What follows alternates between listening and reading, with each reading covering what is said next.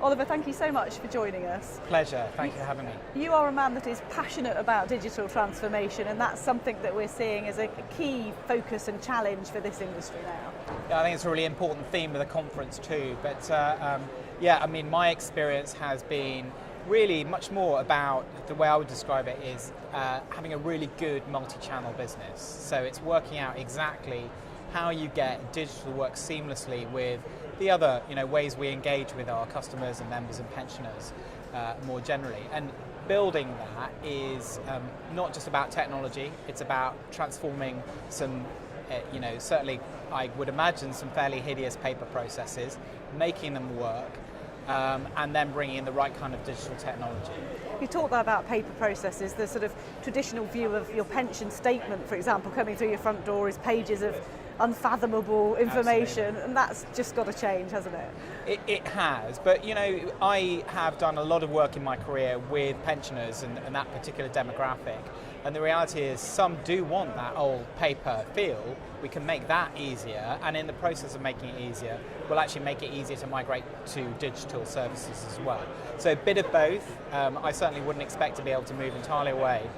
The other thing is, when people call in to our call centres, when our members call in, it's very clear that our contact centre staff also want to use some of the digital services to help them. So it's not just about digital, it's about making sure that the whole thing works holistically.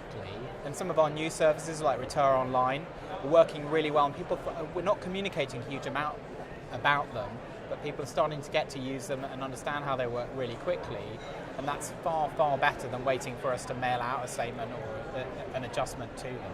We heard the Pensions Minister earlier talking about consolidation. He saw it as a good way forward. The PPF have been a success story in those terms. So what would you like to see in terms of consolidation now?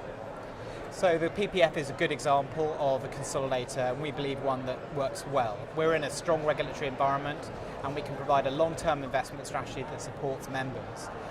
And that's the kind of thing we would like to see from a good consolidator. But there's a reality, which is that you need the right kind of regulatory environment. We know that there would be opportunities for arbitrage, for people to take money out of a scheme too soon and not in favour of members. And we would like to see support from a regulatory point of view for the good consolidators in the future.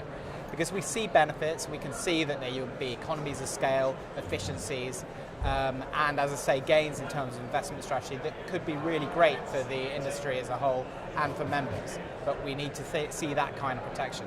We're consulting at the moment on the right kind of levy. We don't want consolidators to not pay the right kind of price for the risk that they have on their scheme. And we also don't want to see other levy payers having to bear the brunt of that kind of thing. So we're positive about consolidators, but we do believe they need to have the right environment. Lots of work to be done. Oliver, thank you so much for joining us. Great to talk to you.